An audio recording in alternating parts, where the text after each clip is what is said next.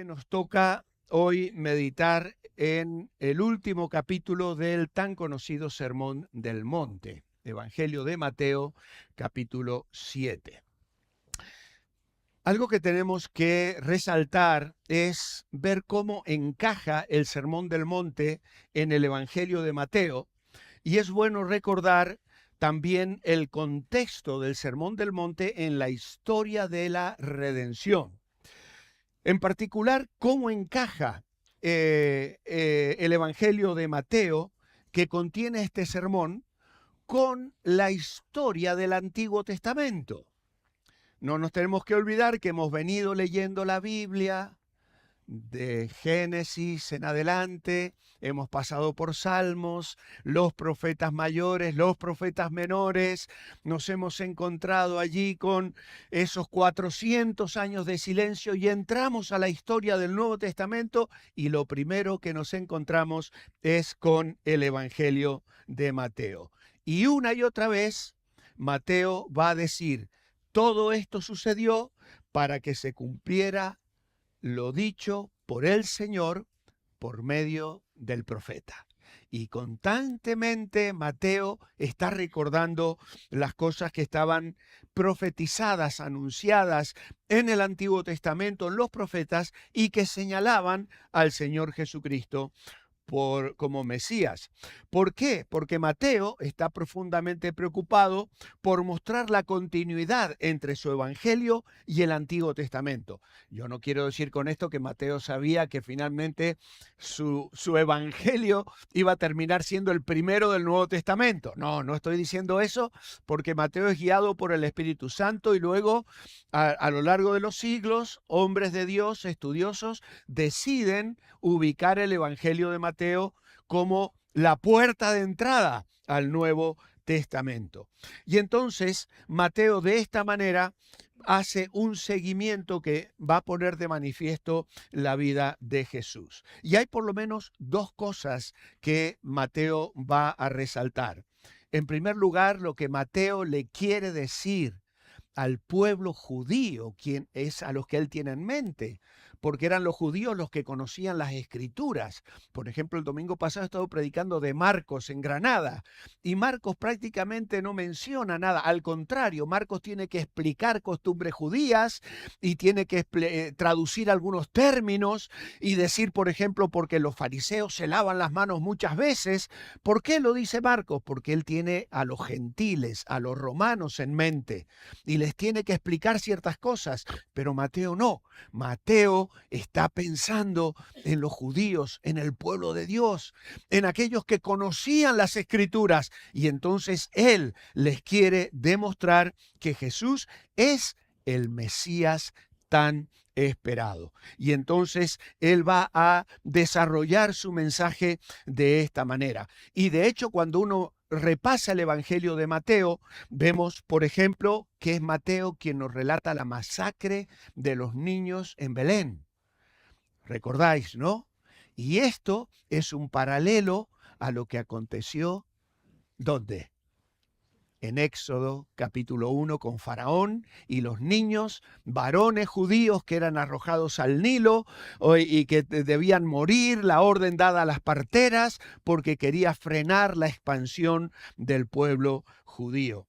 Claro, vemos que el Señor libra de esta manera tan extraordinaria a su propio hijo, sacándole de bajo las garras de Herodes, como libró a Moisés también del faraón. Luego también vemos que dice aquí en el capítulo 5, verso 1, donde comienza el Sermón del Monte, dice, viendo la multitud, subió al monte. Y sentándose, vinieron a él sus discípulos.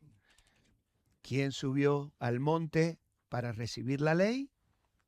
Moisés. Subió también al monte para recibir de parte de Dios los mandamientos y toda la revelación que él expresa luego y que está contenida en estos libros del Pentateuco, y Éxodo 19:3 lo dice claramente.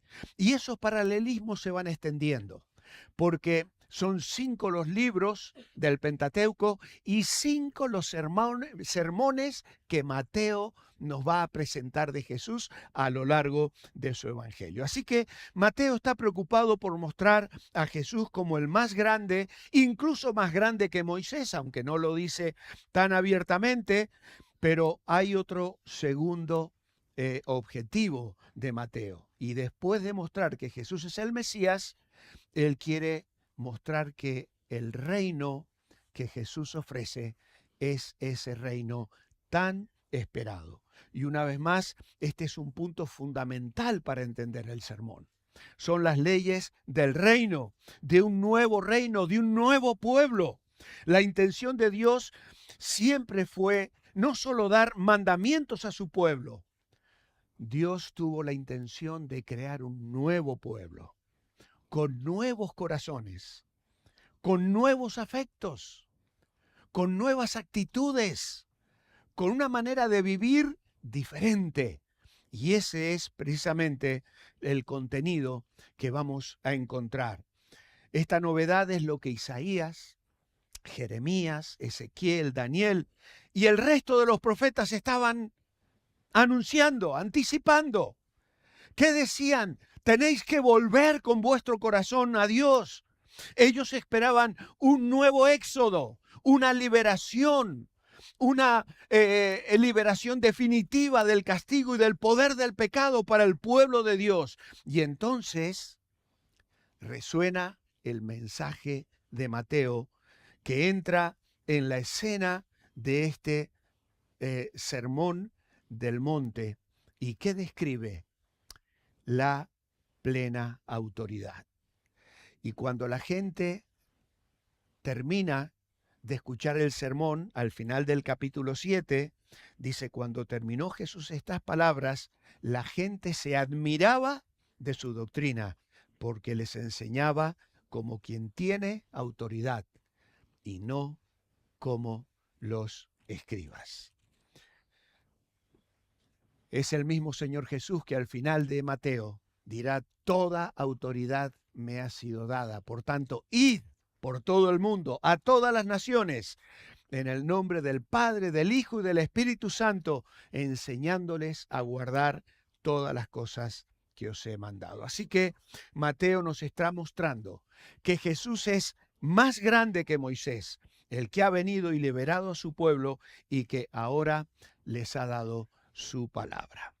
Ahora bien, al estar meditando estos días en este capítulo y preguntándome qué título le iba a poner, pues ahí ya no lo tenemos, pero ahí lo tenemos, ¿no? Al señor mirando el menú. De esto nos identificamos, ¿no? Cuando yo salgo a pasear con él y por ahí, o en una ciudad donde no conozco, vamos caminando por las calles y donde hay un cartelito con el menú yo me paro y ella se ríe de mí, ¿no? Porque claro, como no sabemos dónde vamos a ir a comer, hay que ir previendo, ¿no? Y a ver qué ofrecen aquí, a ver si volvemos, ¿no?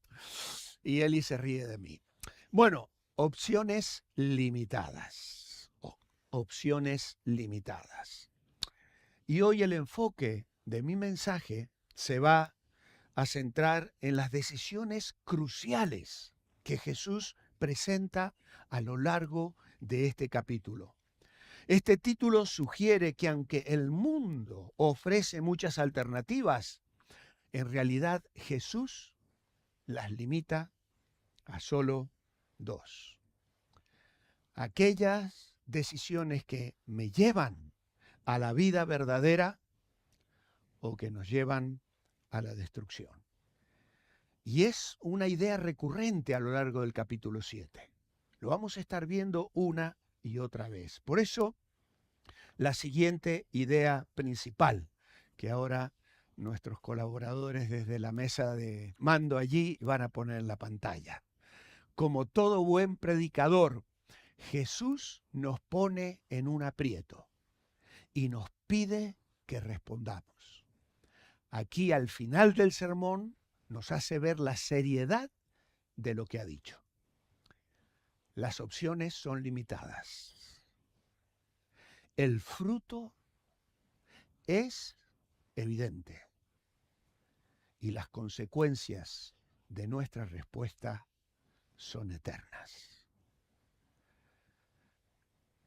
No se andaba con chiquitas el Señor, ¿eh? No.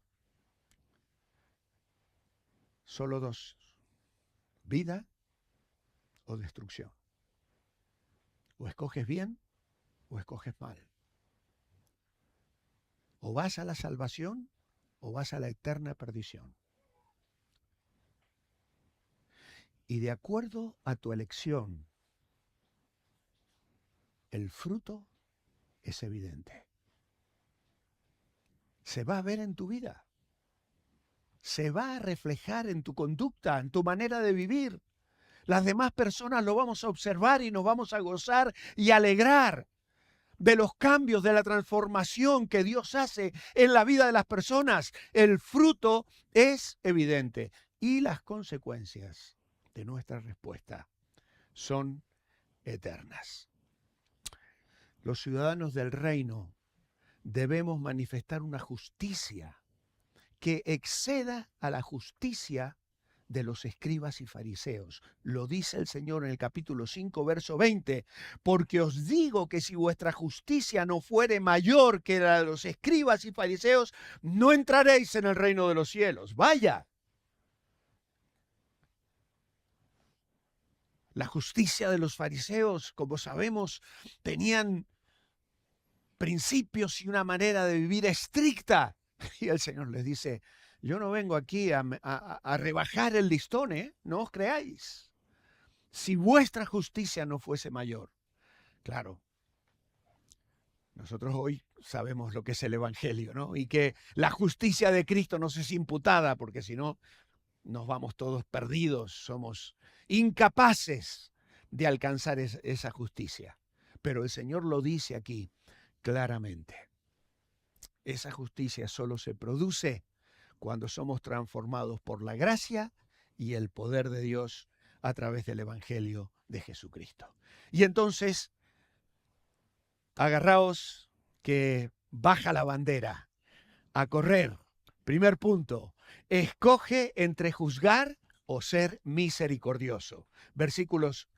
Capítulo 7, versículos 1 al 6, dice: no juzguéis para que no seáis juzgados, porque con el juicio con que juzgáis seréis juzgados, y con la medida con que medís os será medido. ¿Y por qué miras la paja que está en el ojo de tu hermano y no echas de ver la viga que está en tu propio ojo?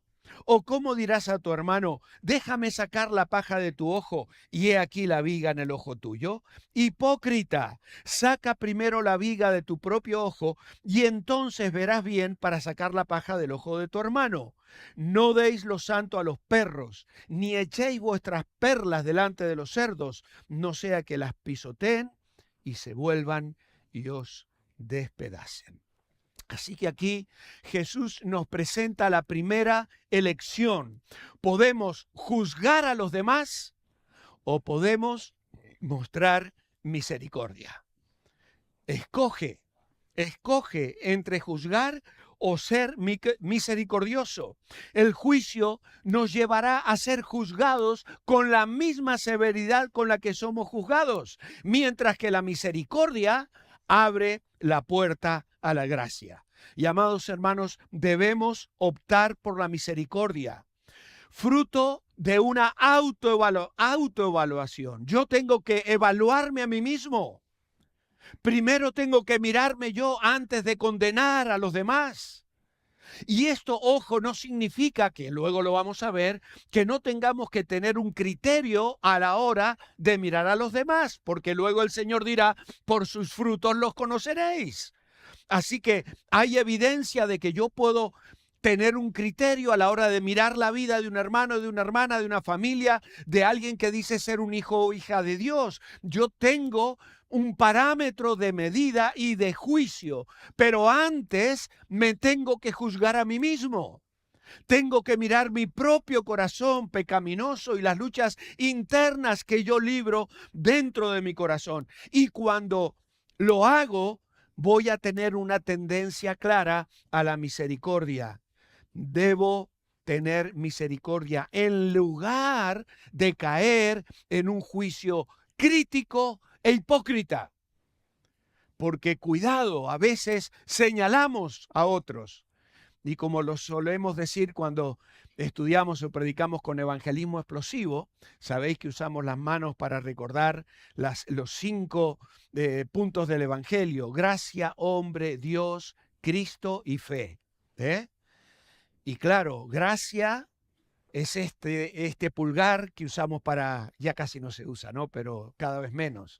Cuando yo pido algo que no gané ni merezco, estoy pidiendo a alguien que me lleve, ¿no? Me pongo ahí en los cruces del camino y vemos gente que está haciendo así. Está pidiendo algo que ni se ganó ni merece, porque es un desconocido. Yo no tengo por qué parar y subirlo a mi coche y llevarlo. Ninguna obligación. Eso me habla de gracia. Y la gracia ni la ganamos ni la merecemos. Y el segundo, este dedo que yo utilizo para señalar a otros, ¿no? Y a veces hasta disparamos también, que sabemos disparar sin pólvora, pero disparamos. Dice que hay palabras que son como golpes de espada, ¿no? Bueno, en ese entonces no existía la pólvora, por eso no usó el ejemplo Salomón. Bueno, pero ¿qué tengo yo? 3 dedos que me están señalando a mí. No juzguéis para que no seáis juzgados. Cuando yo apunto, miro, critico, observo, murmuro, me estoy olvidando que hay 3 dedos que están diciendo lo que el Señor decía. Y la verdad, casi quienes lo han puesto en películas, lo han hecho incluso hasta como algo gracioso, ¿no? Como el Señor con un tronco poniéndoselo delante del ojo. Dice, y tú tienes un tronco y estás queriéndole sacarle una basurita al ojo de tu hermano. Y no te das cuenta que tienes una viga clavada en tu propio ojo. Pero claro, justamente el verso 6, ¿qué hace? ¿Qué me dice el Señor? Que yo tengo que emitir un juicio aquí. No deis lo santo a los perros, ni echéis vuestras perlas delante de los cerdos, no seas que las pisoteen y se vuelven y os despedacen. Es muy duro esto. Pero el Señor aquí nos está pidiendo que discernamos con sabiduría en quién invertimos nuestro tiempo y nuestra vida, nuestro esfuerzo. Porque hay perros y hay puercos, dice el Señor, en los que no vale la pena invertir. Tristemente. Pero hay ocasiones donde al final uno dice, bueno, basta. No se puede perder más tiempo. No deis lo santo a los perros, ni las perlas para que los puercos la pisoteen. Manejamos cosas santas, el Evangelio es santo. Pero hay ocasiones en que la gente lo pisotea, se burla, lo menosprecia. Y es cierto, le vamos a hablar una y otra vez, le vamos a predicar, vamos a orar por ellos. Y eso no quita que tengamos que hablarles de Jesús. Pero llega un momento donde el Señor me dice, mira, déjalo. Al final lo hizo con su propio pueblo. ¿Recordáis cuando Dios le dijo a Jeremías, no ores más por este pueblo? Ya está. Son muchas las oportunidades que le di, no clames por ellos. Es tremendo, es serio, es doloroso. Pero el pasaje nos llama a discernir cuándo y con quién compartir las enseñanzas y los valores espirituales del Evangelio. Y no se trata de excluir a nadie, sino de tener sabiduría para no malgastar ni poner en riesgo lo sagrado frente a aquellos que no están preparados o dispuestos a aceptarlo. Los cristianos amamos a todos, pero invertimos nuestra vida en los que responden con fe y compromiso. Ese es el llamado que nos hace el Señor. En segundo lugar, versos 7 al 12, escoge entre buscar a Dios o ignorar su voluntad. Y dice el versículo 7, pedid y se os dará, buscad y hallaréis, llamad y se os abrirá. Porque todo aquel que pide recibe, y al que busca halla, y al que llama se le abrirá. ¿Qué hombre hay de vosotros que si su hijo le pide pan, le dará una piedra? ¿O si le pide un pescado, le dará una serpiente? Pues si vosotros siendo malos sabéis dar buenas dádivas a vuestros hijos, ¿cuánto más vuestro Padre que está en los cielos dará buenas cosas a los que le pidan? Así que todas las cosas que queráis que los hombres hagan con vosotros, así también haced vosotros con ellos, porque esto es la ley y los profetas. Y aquí vemos que el Señor nos manda a ser persistentes en la oración, a buscar a Dios activamente. Ignorar esta invitación es cerrar la puerta a las bendiciones y a la guía de Dios. Pidan, busquen, llamen. Cuando una oración suena como una grabación, como una expresión grabada, gastada, es una indicación de que mi comunión se ha secado. Uno de los mejores ejemplos de esta actitud de buscar, de pedir, de llamar, la vamos a encontrar en Nehemías. ¿Recordad a Nehemías? Ese hombre después del exilio que decide ir a restaurar los muros de Jerusalén. En ese corto libro hay por lo menos 11 oraciones de Nehemías registradas allí. Y él comienza su oración en el capítulo 1 cuando recibe la noticia de la situación en la que se encontraba la ciudad de Jerusalén con los muros derrumbados, y habla a Dios y le dice: eres grande, la posición de Dios, eres temible, el poder de Dios, cumples tu promesa, la fidelidad de Dios. Y finalmente, la expectativa de Dios. Esperas obediencia. Vamos rápidamente a Nehemías 1. Vamos a leerlo tal cual está el texto allí. Verso 5. Te ruego, Jehová, Dios de los cielos, fuerte, grande y temible, que guarda el pacto y la misericordia a los que le aman y guardan sus mandamientos. Y volvemos otra vez al principio del primer punto, ¿no? Tenemos que guardar los mandamientos del Señor. Por sus frutos los conoceréis. Así que aquí tenemos esta lección. Tenemos la opción de vivir una vida de una búsqueda activa de Dios, de dependencia de Dios. O podemos quedarnos pasivos y perder las bendiciones que Él tiene para nosotros. ¿Cómo está tu vida de oración? ¿Cómo está la vida de oración de la iglesia? Clamamos a Él, invocamos su nombre, insistimos, buscamos, llamamos, pedimos. Dios se compara aquí con un padre que si su hijo le pide pan no le va a dar una piedra, ni una serpiente. El Señor es tan práctico, tan claro, tan preciso. Ese es nuestro Padre, ese es nuestro Dios. ¿Cómo no vamos a tener una vida de oración? ¿Cómo no le vamos a pedir a Él? ¿Cómo no vamos a buscar, llamar e insistir si el Señor Jesús nos lo enseñó? Y ya hemos visto en este mismo sermón las preciosas oraciones que el Señor nos enseñó a hacer. Padre nuestro que estás en los cielos, santificado sea tu nombre. Escoge entre buscar a Dios o ignorar su voluntad. En tercer lugar, escoge entre el camino estrecho o el camino ancho. Capítulo 7, versículo 13 y 14. Entrad por la puerta estrecha, porque ancha es la puerta y espacioso el camino que lleva a la perdición, y muchos son los que entran por ella. Porque estrecha es la puerta y angosto el camino que lleva a la vida, y pocos son los que la hallan. Y aquí nos encontramos que el Señor presenta dos caminos. El camino ancho, fácil, popular, que conduce a la destrucción, y el camino estrecho, difícil, que lleva a la vida. Los eruditos han discrepado en si se trata de un camino que lleva a una puerta o una puerta que lleva a un camino. Pero la conclusión es la misma. Solo hay dos caminos. Y Pablo hablará de esto incluso en Romanos 5, cuando habla de que hay solo dos tipos de personas. Y dirá los que están en Adán y los que están en Cristo.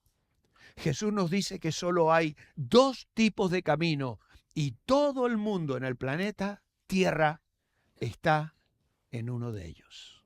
O en el camino ancho que lleva a la perdición, conforme al príncipe de la potestad de este mundo, siguiendo la corriente de este mundo, dirá más tarde Pablo, escribiendo a los Efesios 2. O por el contrario, en el camino estrecho, difícil que lleva la vida, donde vamos a tener que luchar y enfrentar una batalla espiritual constante y continua, pero lleva a la vida, porque el otro camino, el camino fácil, lleva a la destrucción. Hermanos, la vida en Cristo nos ofrece solo dos opciones. Seguir el camino ancho de este mundo nos lleva a la perdición. El camino estrecho conduce a la vida eterna. ¿Cuántas veces lo hemos visto ilustrado?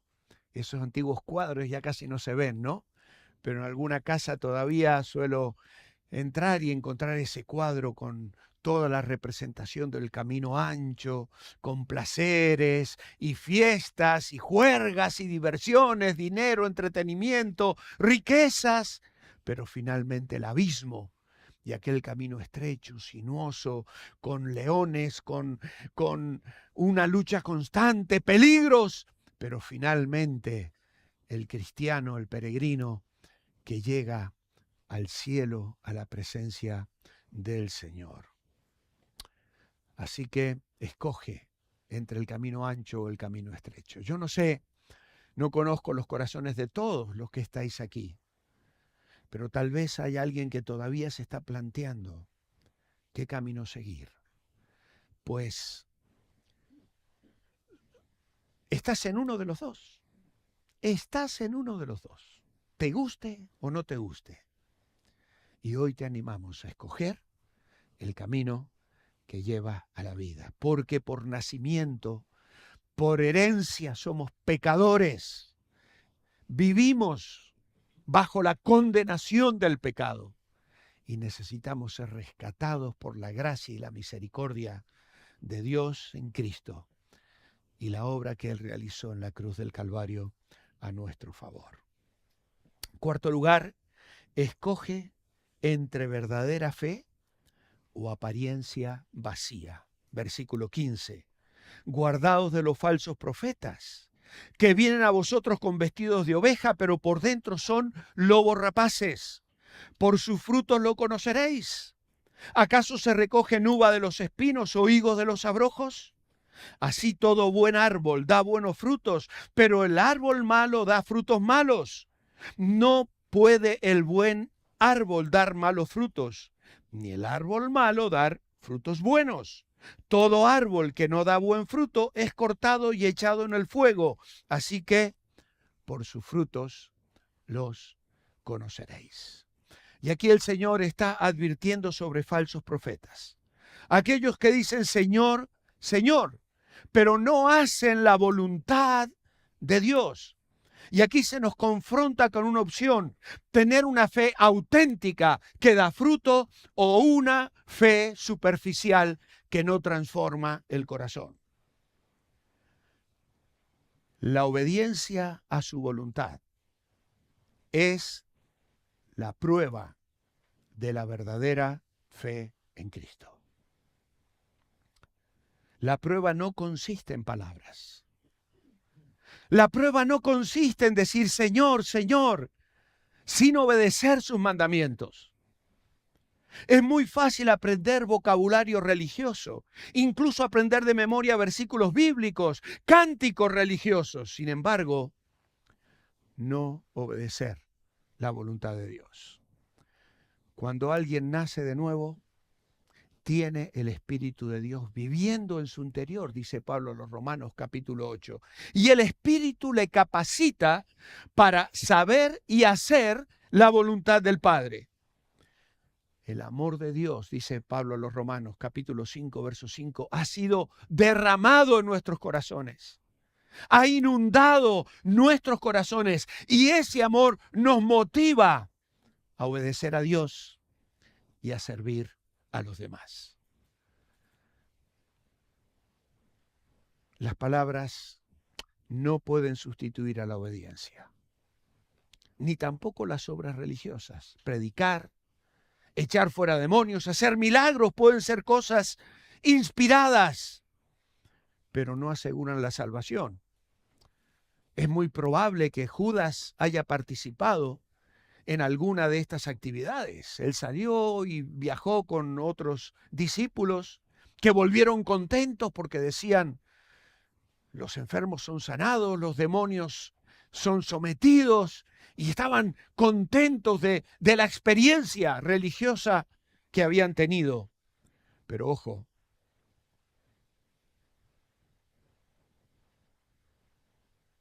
un verdadero creyente vive en obediencia en su vida pública y en su vida privada. Vive en obediencia cuando viene a la iglesia y cuando se va de acá y llega a su casa. Vive en obediencia cuando trata con sus hijos y cuando habla con su esposa. Y si el amor de Dios ha sido derramado en su corazón, el hogar, los hijos, la familia, los conocidos, los vecinos, notan que hay algo diferente allí.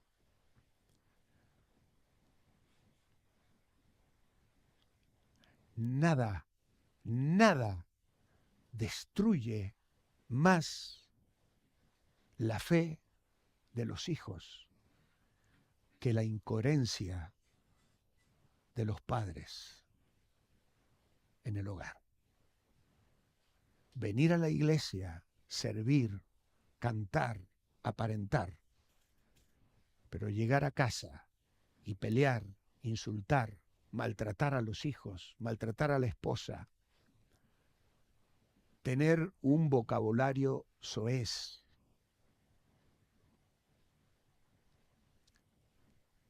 es una bomba nuclear en la experiencia de fe de los hijos. Así que, por sus frutos los conoceréis.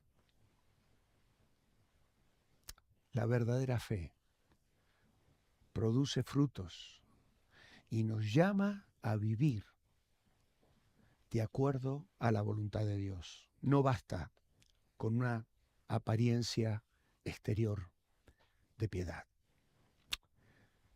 Punto quinto.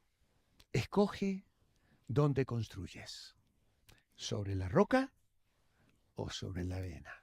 Es que Jesús es tan coherente. El texto solo te va llevando a esta verdad que repite una y otra vez. Dice el verso 24: cualquiera pues que me oye estas palabras y las hace, le compararé a un hombre prudente que edificó su casa sobre la roca. Descendió lluvia y vinieron ríos, soplaron vientos y golpearon contra aquella casa y no cayó, porque estaba fundada sobre la roca. Pero cualquiera que me oye estas palabras y no las hace, le compararé a un hombre insensato que edificó su casa sobre la arena, y descendió lluvia y vinieron ríos y soplaron vientos y dieron con ímpetu contra aquella casa y cayó, y fue grande su ruina. Escoge dónde vas a construir tu vida. ¿Dónde vas a poner los cimientos? ¿Sobre la roca de la palabra de Dios o sobre la arena? Jesús termina el capítulo con una analogía: o construimos nuestra vida sobre roca sólida de sus enseñanzas o sobre la arena inestable de filosofías y nuestras propias ideas. La prueba de la vida revelará cuál opción hemos elegido. Debemos oír la palabra de Dios de Génesis a Apocalipsis y hacerlas. Miremos sino lo que Pablo dice escribiendo a Santiago dice en su carta, capítulo 1, versos 22 y 25. No debemos tener solo oír sus palabras. Nuestro oír su palabra tiene que resultar en hacer. Y esto es lo que quiere decir construir sobre una roca. Y no debemos confundir el concepto de el símbolo de fundamento del que Pablo habla en 1 Corintios 3:9, cuando habla del fundamento de los apóstoles y de la iglesia. Pablo fundó la iglesia local en Corinto sobre Jesucristo, al predicar el evangelio y ganar a la gente para Cristo. Cristo es el único cimiento de la iglesia local, pero aquí el cimiento de esta parábola,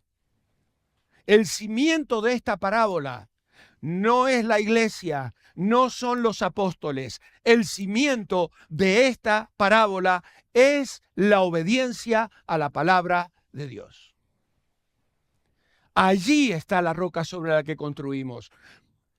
Obediencia es evidencia de fe verdadera. Los dos hombres de este relato tenían mucho en común. Ambos deseaban construir una casa. Ambos construyeron casas buenas y resistentes. Pero cuando vino la tormenta, entre comillas, el juicio, una de las casas se cayó. ¿Y cuál fue la diferencia? No era la apariencia externa. Las diferencias estaban en el cimiento. El constructor que tuvo éxito cavó hondo y puso su casa sobre cimiento sólido. Nuestras vidas deben estar cimentadas en la obediencia a las palabras de Jesús. Construir sobre cualquier otra cosa traerá colapso. Por eso, la conclusión es: escoge a Jesús. La única opción seguro.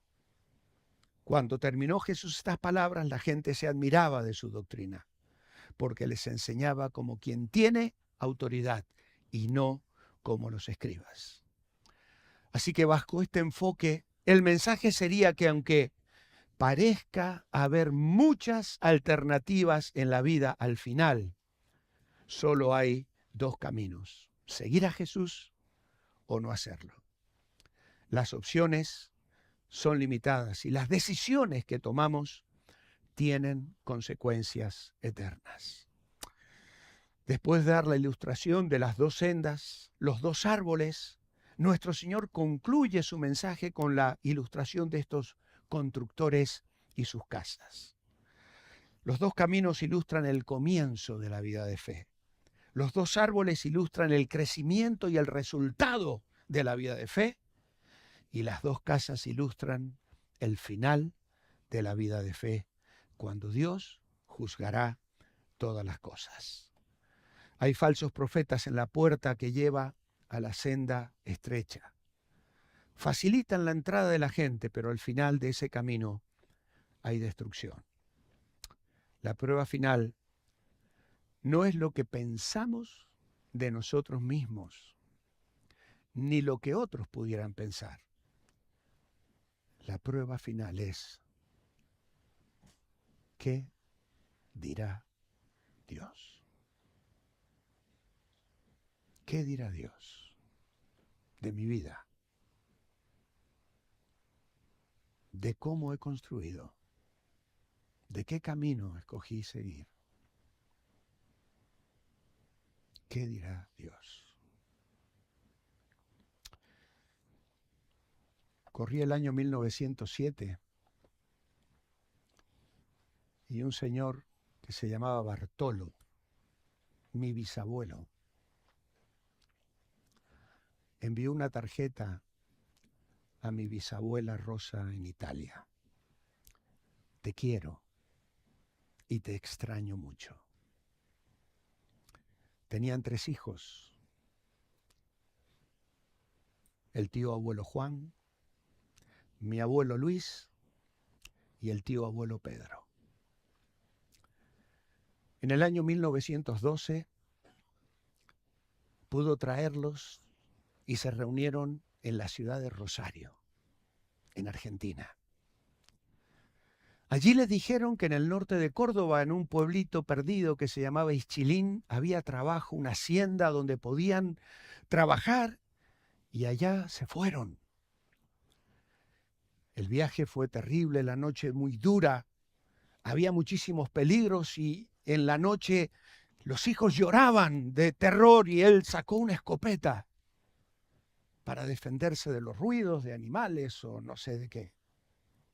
Llegaron a Ischilín y no había nada. Así que decidieron volverse porque les habían mentido. Ellos habían pasado por un pueblito que se llamaba de Anfunes. Llegaron a de Anfunes, se establecieron allí y comenzaron a construir carros. Los mejores carros. Yo tengo la tarjeta de publicidad. Eran herreros, carpinteros y construían los mejores carros. Pero ¿qué había pasado?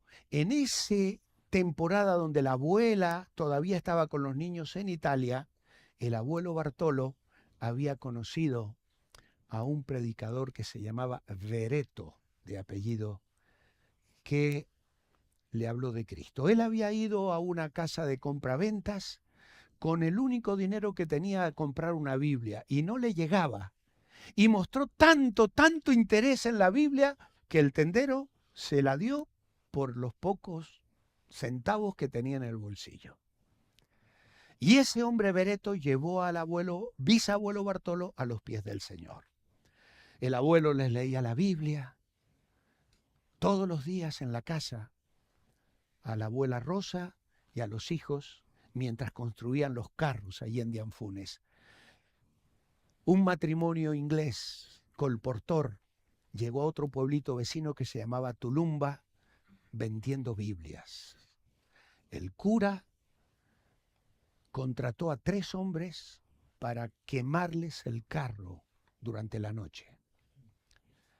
Y uno de los 3 hombres le pareció que aquello no estaba bien y le dijo a este matrimonio Langran, que se llamaba, que se fueran, porque esa noche corría peligro su vida, o al menos que le quemaran el carro con todas las pertenencias. Bajaron esa noche huyendo, llegaron como a las 3 de la mañana, tuvieron que recorrer un camino realmente sinuoso y peligroso. ¿Fueron a dónde? A los dominios ingleses, al ferrocarril. Y allí pusieron el carro, que tenía un cartel que ponía Juan 3:16. El tío abuelo Juan era el encargado de cuidar esa plaza en las afueras de la estación, y cuando vio el cartel se acercó y les dijo: ¿quiénes sois? Y ellos le hablaron del Señor, le mostraron la Biblia y él dijo: mi padre tiene una Biblia y nos la lee todos los días. Y así que quedaron de acuerdo y este matrimonio fue a la tarde a la casa de mi bisabuelo, le predicaron el Evangelio. Y la bisabuela Rosa, el tío abuelo Juan, mi abuelo Luis y mi tío abuelo Pedro aceptaron a Cristo como Salvador personal. Y aquel matrimonio Langran, en aquel carromato en las afueras del ferrocarril, comenzaron a predicar el Evangelio y a hacer reuniones y reunir al pueblo. Y la primer himno que les enseñaron a cantar a mi abuelo Luis y al resto de la familia fue: a Jesucristo ven sin tardar, que entre nosotros hoy Él está y te convida con dulce afán tierno diciendo: ven, ven. Queridos,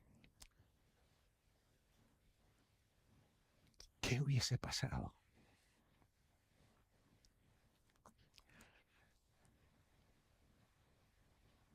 si la historia hubiese sido otra? cuántas gracias doy a Dios por aquel cura que les quiso quemar el carro, por aquel encuentro fortuito, para que yo pueda estar aquí hoy diciéndote, ven a Jesucristo. Solo tienes dos opciones, porque las opciones son limitadas. Y aquel bisabuelo Bartolo vivió una vida coherente que mi abuelo imitó y que mis padres imitaron y que por la gracia de Dios nosotros intentamos vivir comunicándola a nuestros hijos y nietos. La gracia y la misericordia de Dios. Solo hay dos opciones. Las opciones son limitadas. Vamos a inclinar nuestros rostros.